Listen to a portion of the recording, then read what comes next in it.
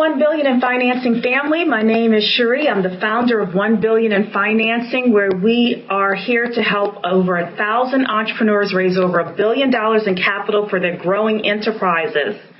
As I speak across the country, one of the questions that I always get from people is in terms of building teams and, most importantly, building advisory boards. And I'm so happy to be with Marissa Levin today because she is not only a personal friend and mentor of mine, but she is the author of Built to Scale: How Top Companies Create Breakthrough Growth Through Exceptional Advisory Boards.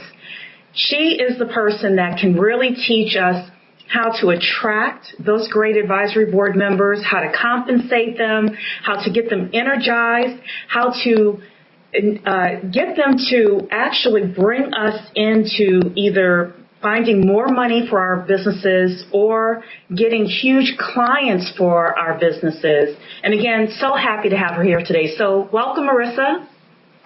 Thank you. It's so good to see you. Thanks. Now, I was rereading the introduction to your book, and you and I actually got started with writing our book the same way, in that I read that you wanted to set up an advisory board for your business, and you weren't able to really find a book for small business that really talked about how to set up an advisory board. So tell us a little bit about how you got to actually write this book. So, well, I've been a writer since I could hold a pen. So, I just knew that I was going to be a writer one day because I've written my whole life. And as a business owner, my first business is almost 20 years old, which is crazy that I've had a business for that long. And about 5 years ago, we were really stuck at getting to the next level of growth. So I was having breakfast with one of my mentors one morning, and he said to me, "Have you ever thought about putting in an advisory board?"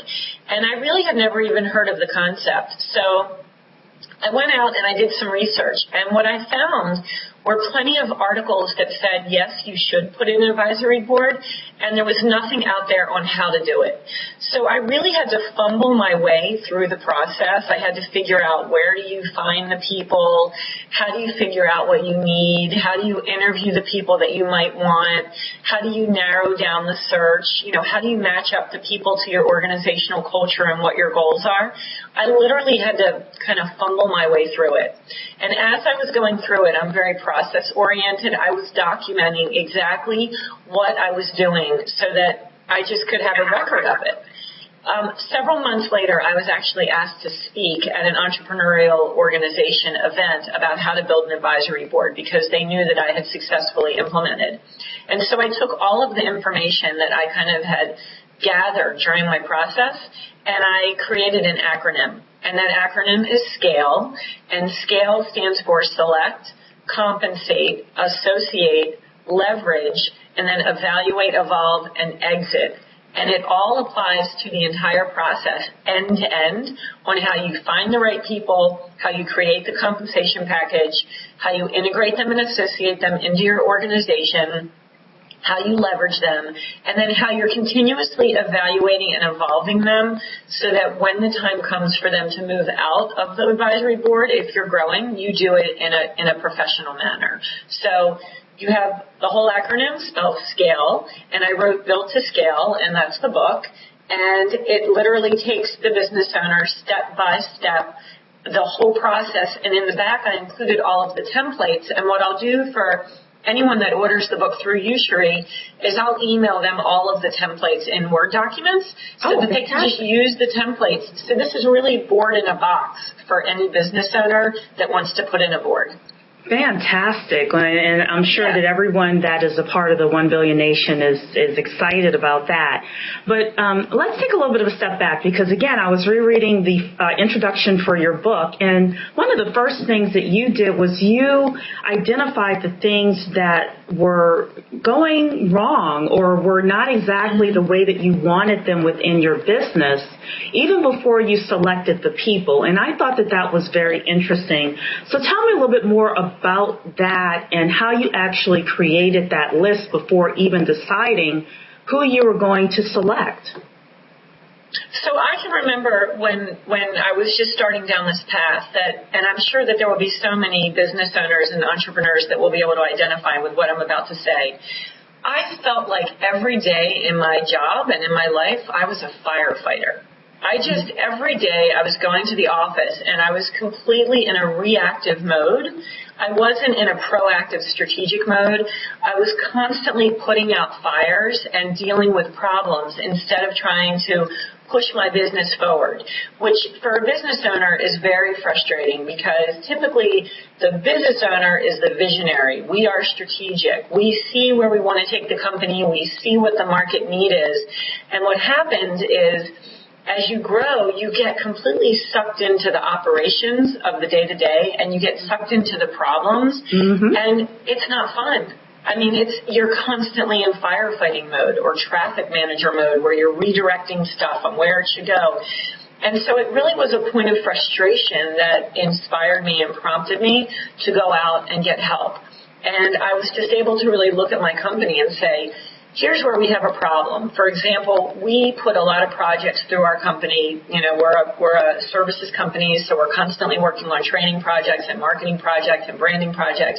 And I have great project managers that are all PMP certified. But it was very much like the wild, wild west. Everybody was kind of doing things in their own way, and it wasn't process-centric. And one of the things that I've always wanted was my own project management office, my own PMO inside my company. So I went out and I actually found an advisor that was an expert in that. And rather than hiring a consultant that would have cost me $100,000 to bring in for several months to implement a PMO, I found an advisor who was more than willing to help a small business, and I implemented a PMO. So that's an example of how an advisor really helped me to move from a reactive firefighting state to a proactive strategic planning state. And that really was my driver for building my board. It was, how do I get myself out of the muck? How do I get myself out of the firefighting mode and elevate me back up into a strategic place where my company could run like a well-automated machine? That's really what my motivation was for building the board. Fantastic. And you did tell a story, and I didn't ask you before we set the record button, but maybe you would share it with us of how one of your board members actually helped you land a big client.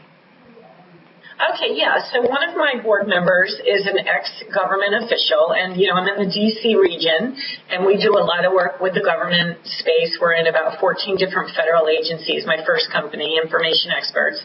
And, the truth is, if you're going to do work with the government, you've got to have inroads into the decision makers that never traditionally meet with the vendors. It just is what it is. I mean, you can go on to FedBizOps and you can use the input and you can use all the different tools that are out there to find the opportunities. But if you are not developing the relationships with the people who never come out from behind their desk, the people who are formulating the requirements inside the agencies, you're never going to get ahead. And so having access to those people is essential, which is why, especially in the D.C. region, when you build your advisory boards, you really want to have people on your board that have retired from government service. And there are hundreds of them. I mean, hundreds. They retire, they have all this intellectual capital, they have great knowledge, they know the people and the players, and they know the requirements, and they want to give back to the small business community, and they're available for service. So if you know what your government agencies are, if you know which agencies you're already in or which agencies you're targeting, to be able to bring someone on your board that has deep knowledge of that agency is essential. And so our advisor, one of the advisors, not only did he open up the door for us, we had to actually secure the work, with our capabilities and credentials and perform the work. But he opened up the door and we landed a $3 million multi-year contract with one of the agencies. That was one of the things that he did for us. Another thing that he did is he brought us into a second agency. And still a third thing that he did is he got us partnered on as a core teaming partner with one of the DHS Eagle 2 winners. So we're now on an Eagle 2 contract, and that relationship directly came from our advisor. Fantastic. So what I want to tell people who are part of the 1 Billion family is that whether you are trying to get your product on Whole Foods, in Whole Foods or in Walmart or in Macy's or whatever you're trying to do, listening to Marissa, instead of saying, well, she's in government contracting, that doesn't apply to me, say, what big clients, if I could get those people, would be ideal? And how can I attract an advisory board member that could actually walk me into the offices of that person and could at least say, would you sit down and listen to this business owner? And I think that with your story is just great in terms of how any of us can do this. And I'm so glad that you were willing to share that. So let's get down into scale. Cheree, okay. Can I add one more thing? Sure. So I'll apply it to another industry, okay, since you brought up retail. So as you know, I do CEO to CEO coaching, and I'm working with CEOs to help them get to the next level through my second business, which is Successful Culture. Mm-hmm. One of my clients is a New York-based company, and she's in retail, and she needs to manufacture her product over in China. It just cannot be manufactured here in the U.S. and actually make a profit. And unfortunately, that is just what the retail world looks like. I have another long-term, really good friend, another businesswoman who also tried to manufacture in the U.S., and she literally almost went out of business. So she's manufacturing half in the U.S. and half in China. So my friend, who's been doing this for many, many, many years, has figured out the entire Chinese manufacturing environment. I mean, you know, where you warehouse, who you need to talk to, who your investors are, who your partners are. She's already figured out that entire maze, okay? I'm connecting her with my client in New York, who's right now trying to figure out that maze.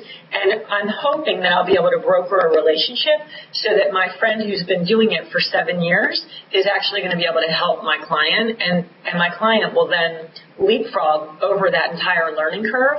And all of that money that would have been spent on trying to figure things out and all that lost revenue opportunity, she'll be able to just skip that part and move right into the manufacturing space in China because she'll have an advisor that has already done it. So that's a perfect example of how an advisor can also help in the retail space. Absolutely. That's another great example, you know, and I think with any business, we should be looking for those types of people instead of saying it's an expense, thinking of it as, you know, it's more expensive to make a mistake in any kind of business than it is to bring somebody on who can help us, who has already walked that path. So exactly. Right. So let's move to scale. Select, compensate, associate, leverage, and evaluate, evolve, and exit. Let's talk about the S first. How do we select our advisory board members? So you want to select. It has to be a very strategic, intentional process. Okay. A lot of times we end up kind of deferring to the low-hanging fruit. That's kind of what I call it. The people that we know and that we're comfortable with and that we see very often. We might go to a networking event and meet somebody and we say, wow, you know, I really clicked with them. They'd be really good on my advisory board. Not so fast. You have to back up. You really need to look to see what's happening in your organization and where your voids and your holes are. And when you bring someone on for an advisory position, you want to give them what I call a dedicated swim lane. You don't want to bring people on that are jacks of all trades. You want to bring them on for a very specific reason. And so in order to know what those reasons are, the first thing that you have to do is you have to do an analysis inside your own company. And those tools are in the back, in the templates. Once you've done that, you have to identify what traits you need your board members to have. So for example, if you want your board members to be very accessible, not just for meetings, but if you want them engaged in your company on a local basis, then you probably want people who are local. If you want your advisory board members to be participating on your weekly sales calls, like we do at Information Experts, you want to make sure that you have people who are willing and able to do that. So coming up with your criteria and your characteristic traits, figuring out what works for your company. For us, we really used our board members in the past as mentors and coaches to other employees. Some companies do that and some don't. I serve on advisory boards, and I actually serve on a couple boards of directors. And a couple of them really just want us to show up at the quarterly meetings and interact with the CEO. They're not interested in us kind of getting into the organization, and every company is going to be different deciding how much they want their advisors to be deep. But all of that has to be decided up front so that when you find your candidates, and I list where you can find them all, there's like 10 different places where you can go. You want to communicate that very clearly in your board search document, again, which is in the book, and you want to be able to say, this is what I expect, here's the culture, here's the climate, this is what I need, and all of that needs to be really, really clearly articulated. Then there are things that you want to make sure that you stay away from. So if you're a company that is at, $500,000, you want to be looking for advisors that maybe are at the $2 million mark or the $3 million mark, because the truth is you're probably going to get to $1 million if you're doing the right things relatively quickly, and so you want to not outgrow your advisors too quickly. So looking for people that have already achieved what you want to achieve, not people that are right where you are. And you want to find people who have board service experience, ideally. It's not essential, but it's something that they understand that when you create a board, in following with the Napoleon Hill concept of masterminding, when you bring multiple minds together, you essentially create another mind, okay? Well, that mind has to be managed. And so that's why I always say you don't want to go any really more than like 6 advisors, because this becomes a separate entity that you have to manage.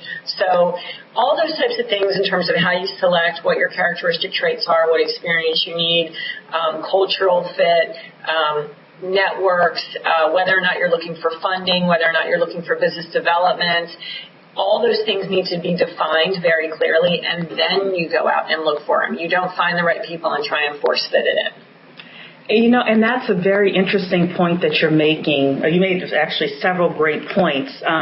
Let's talk about finding people whom we don't necessarily know, those people that we haven't already developed a rapport with.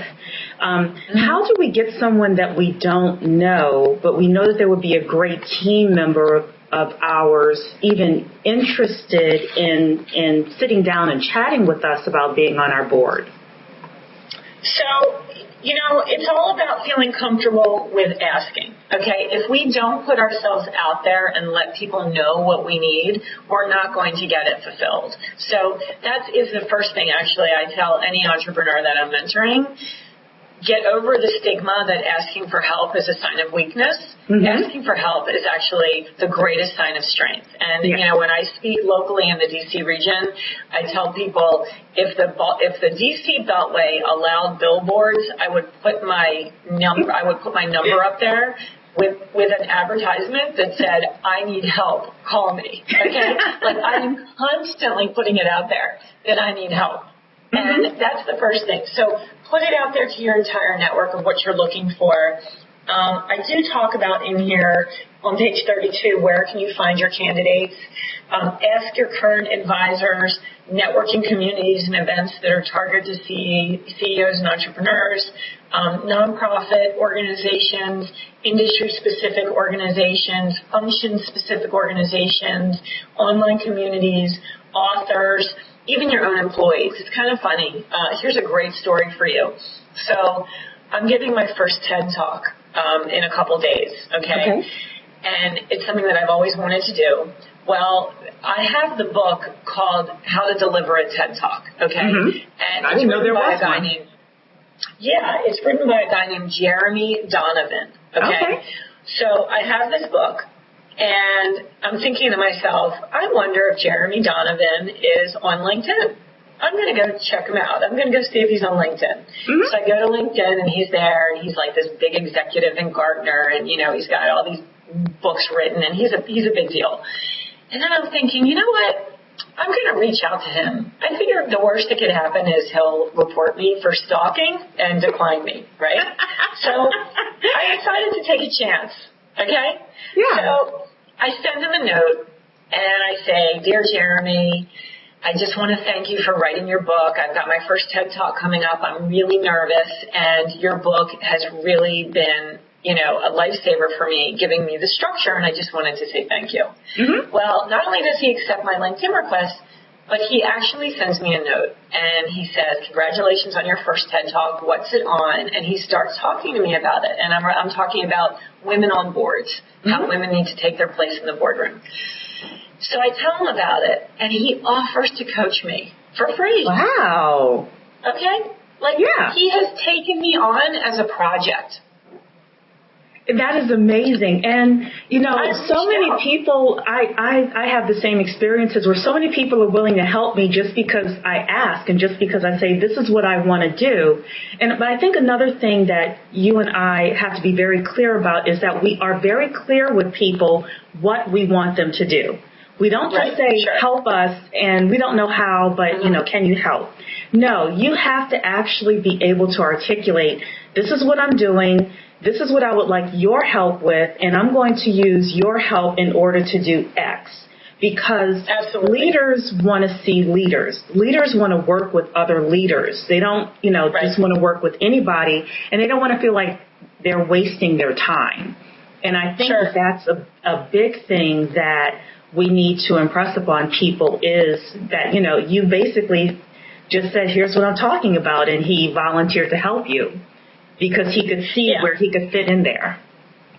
It's all about the ask, you know, and so I put it out there, and so that actually has led to some other really important introductions, which was, a whole nother side benefit that I certainly was not anticipating at all. But it really is all about the ask. And so I didn't know him. I went on to LinkedIn and I Googled him, or, I searched for him on LinkedIn. And, that is how you put yourself out there. I mean, I have been asked to be on boards literally 6 degrees of separation. Like someone knows someone who knows someone who knows someone who knows Marissa. Right? It's literally, that is how it has happened. Yeah. Not that I've even had these direct connections. So it's just about the ask and putting it out into your network and taking the bold step of putting yourself out there. And once you do that, the doors will open. Great.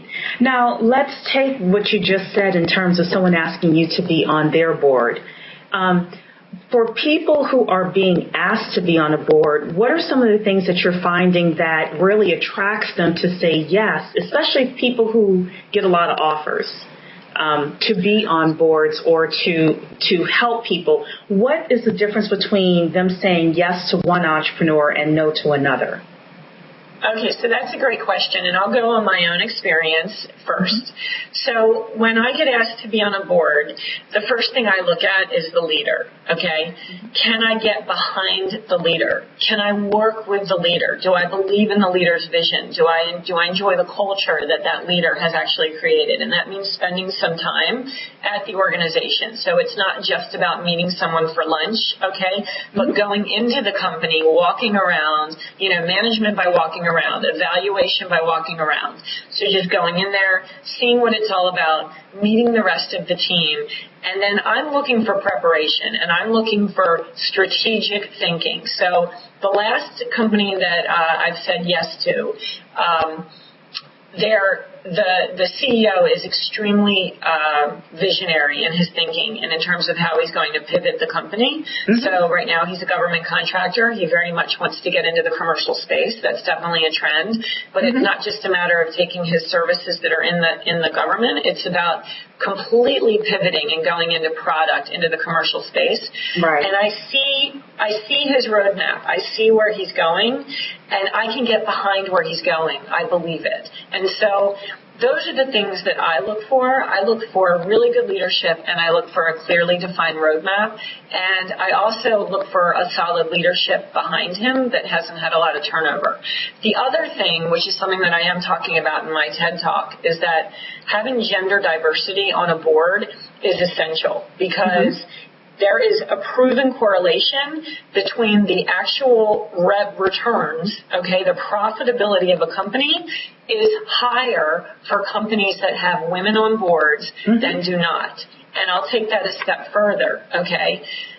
I will not be the token woman on a board, okay? Where you want to get your, where you get your traction, where you get your leverage of having women on boards is when there is at least two totally proven, this is all research-backed, that you need to have 2 or more women on a board in order for those women to be effective and to be heard. It just is what it is. So I do not want to be a token woman on a board, not only because I just don't want to be, I don't want to fill that check mark that we have board diversity, right. But my effectiveness will be greater. My voice will be stronger if I'm on a board with other women.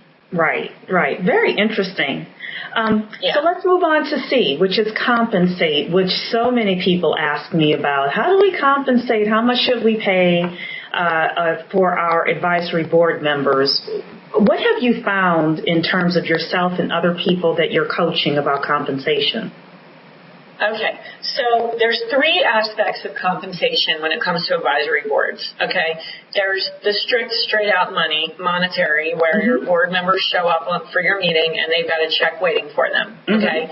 There is non-monetary in terms of trade, so you can get creative. So one of my board members was launching a consulting service, and he wanted to have all of his branding done, okay? He needed his website done, his logo, those types of things.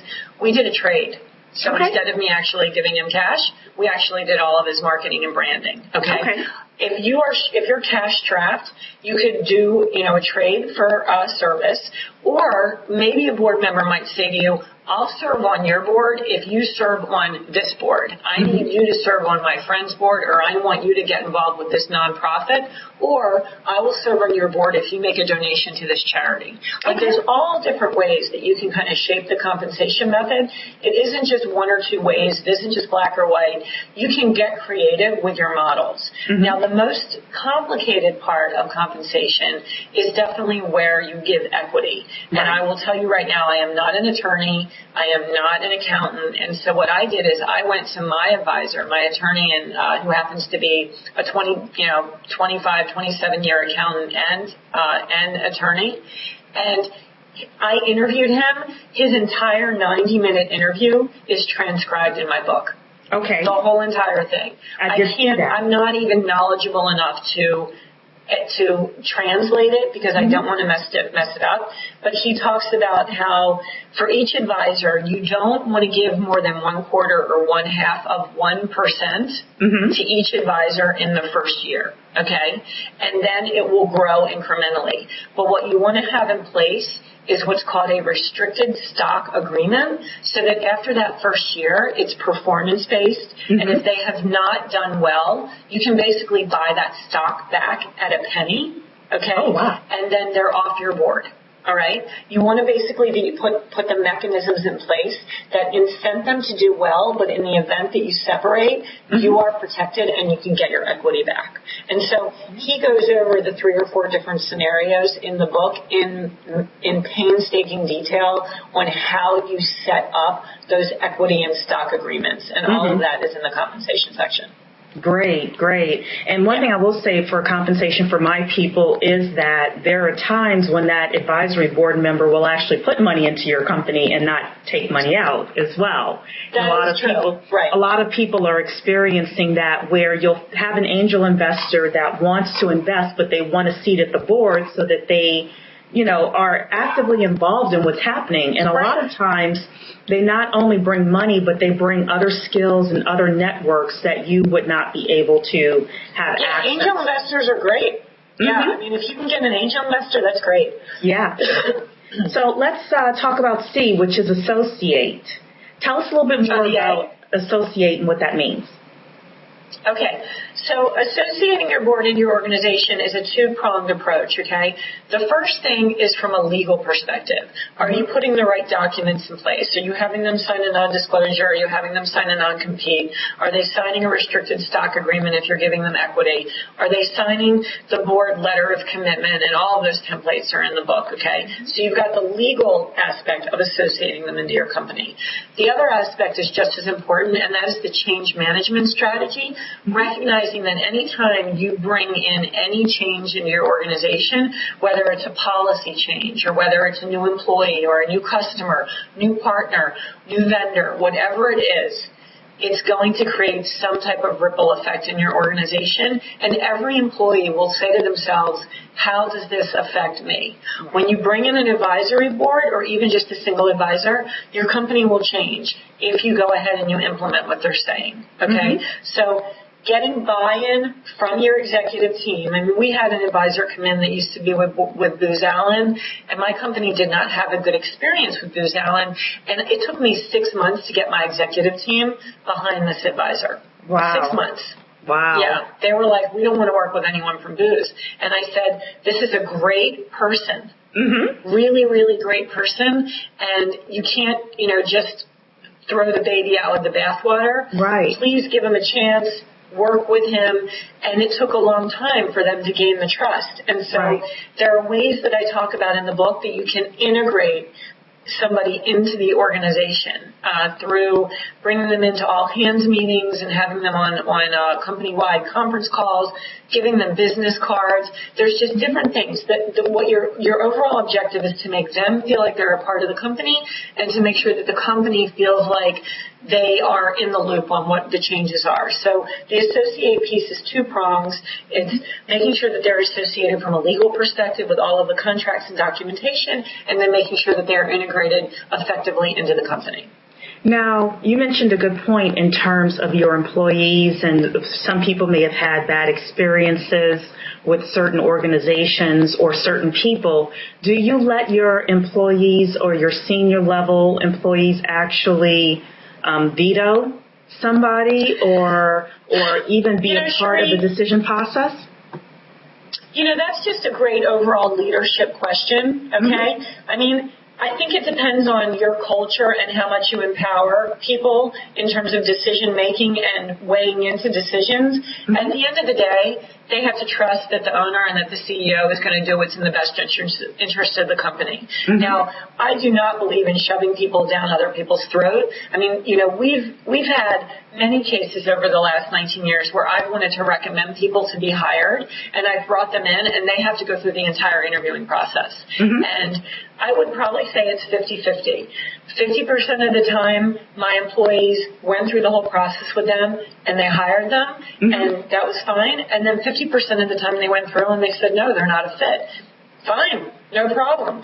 We had a situation actually with my HR manager, really my office manager, who's an HR generalist, and she was responsible for managing the relationship with our outsourced benefits provider. And we had gotten a benefits provider, and the truth is that she didn't click with that rep. She did not click. Okay. She went out and she found another company, and then she came to me and she said, I wanted to let you know that I'm going to terminate the relationship with the current broker, and I'm going to bring in somebody else. And she documented exactly why she was going to do that, and that company actually was a friend of mine. Okay. And I said to her, you own this relationship. If it's not working for you, it's fine, but you need to understand that it is 100% on you to make the new relationship work because you're bringing them in. Right. So that was fine. No problem. I backed off, and it ended up being very positive. So I don't believe in shoving people down other people's throats, but at the same time, we do own the company, and we have a fiduciary responsibility to the company. And if we need to make a decision that maybe doesn't have 100% consensus, we need to feel comfortable doing that. Right. Because I would imagine that would be a popular question that a lot of entrepreneurs have. How much of a buy-in do employees have, especially your senior level people, with people that are coming in? So let's talk about and you can't. You know what? You're not going to please everybody all the time. That's true. That's the way it is. So that's true. It's not a popularity contest. That's true. Absolutely. So leverage. Tell us a little bit about leverage and how we can leverage the advisory members that we're actually bringing on. So I actually have a list in here of 35 ways to leverage your advisors. I can't even remember them all, but they go from obviously business development, raising funds, okay, to getting certifications, whether it happens to be an 8A certification, a HubZone certification, ISO certification, CMMI certification, migrating from a service company to a product company, like we're going through that right now. We're productizing. How do we go ahead and do that? Finding the advisors that have already done that. Breaking into new markets, like if you're trying to get into government or healthcare or anything, bringing on people that can open up those doors for you, Right. Negotiating leases. I mean, we've used our advisors to negotiate leases. We've used advisors to negotiate and run an RFP process to see if maybe we wanted to outsource a service. There are so many ways that you can leverage your advisors, but there's a difference between leveraging and exploiting. And you want to make sure that your advisors, if they want to fly under the radar and they don't want to be all over your website, then you have to respect that and their privacy, and you have to keep them more under the radar. So making sure you're not exploiting them, but there are certainly many, many ways to leverage them, from business development to strategy to market penetration, certification, standing up in office, putting in a process. There's so many things that you can do with your advisors. And do you, based on that list you gave us, there seems to be a tightrope between the pure advisory board role and the role where they become the consultant. So do you offer additional compensation, for example, for the person that's negotiating your lease for you, or is that still a part of the advisory package that you originally set up with them? So something like that would be part of the original advisory package. However, for business development, we have paid our business development advisors extra commission. So like when our advisor brought in that deal, after all the expenses were paid, okay? So it may have been a $3 million contract. We had subs on that contract, right? We had to pay our own labor. So after everything is said and done and we're looking at revenue, we gave them a percentage of the revenue. Great. But they had to trust that you would, first of all, price it accordingly, and second, you would manage your expenses accordingly as well. Absolutely. So, and that goes back to trust on both ends. So, great. So let's deal with the final E, or E itself, which is evaluate, evolve, and exit. Tell us about this. So what I tell my clients and entrepreneurs is that whenever you're out, I mean, all the time, you should have your radar up for finding your advisors. You just never know where you're going to meet them, okay? I mean, I did a presentation at a consulting firm, at a professional services firm, because I speak to accounting firms, law firms, banks, insurance firms. These are all companies that have CEOs as clients. And so I go into these clients, and I'll do a presentation to 40 or 50 of their clients. And then what happens is, all those clients are coming together, and they're basically creating a sub-community inside this company, right?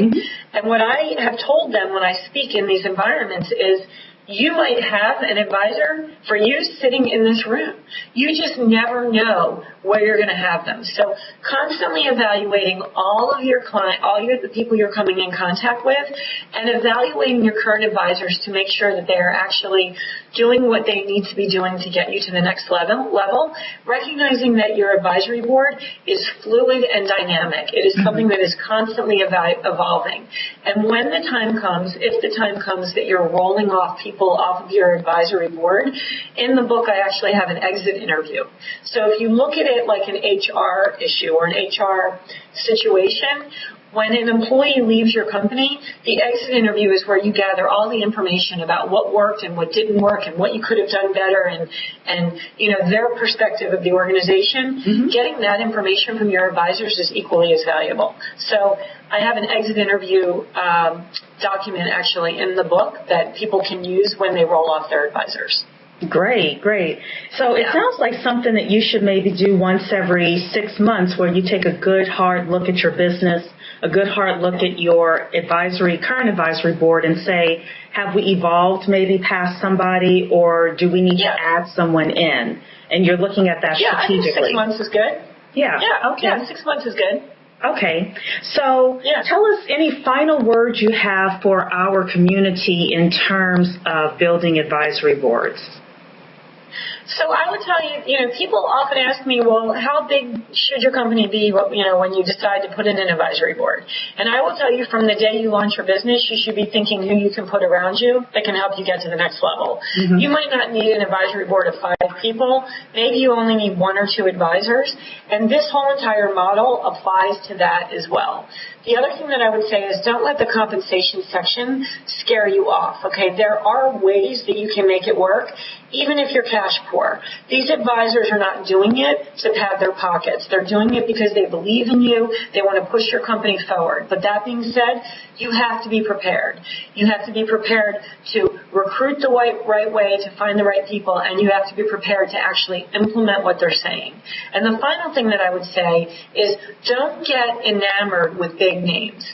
Often the big names, which might look really good on an advisory team, they're actually going to be useless. Okay? You want people who are accessible, who are actionable, who are really going to show up in your business.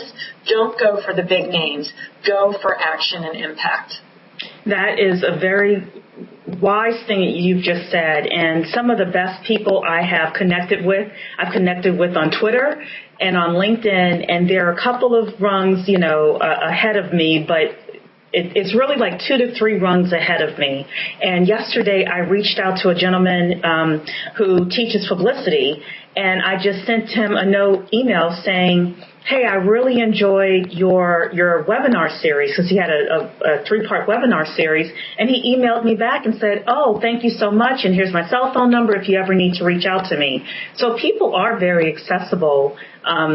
It's a matter of finding the right people and just letting them know, and like you said, being a strong leader, which unfortunately a lot of business owners have trouble with articulating where their company is going. But I think if you can do that, then you can attract almost anybody. You can attract some great people to your board.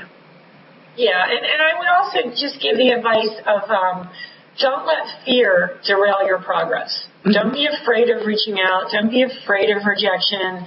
None of it's ever personal, and we can't allow fear to stop us. And also, it is all about progress. It's not about perfection. There is nobody out there that has it all figured out. We're all moving forward. We're all just trying to, build our businesses, do the best we can. Everybody makes mistakes every single day of their lives, and it's about progress, not perfection. Absolutely. So don't let the idea of perfection stop you, and don't let fear stop you, and just keep moving forward. So how can people get a copy of your book with all of this great information in it? So the easiest way, I'm on Amazon.com, built to scale. There's dozens and dozens of reviews from entrepreneurs on there and how they've used the book. I'm also at successfulculture.com. The book will get there faster if you order it through Amazon. Okay. So that, that's great. My blog is at successfulculture.com, and I include a lot of information. I put out a twice-weekly newsletter, everything from how to be more mindful as a CEO, how to build great cultures, how to be your best leader. I love connecting with my readers through that, and so I encourage you to please sign up at successfulculture.com, order my book.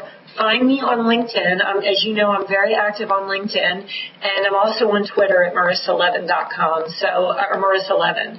So, Amazon, successfulculture.com, and please opt into my blog.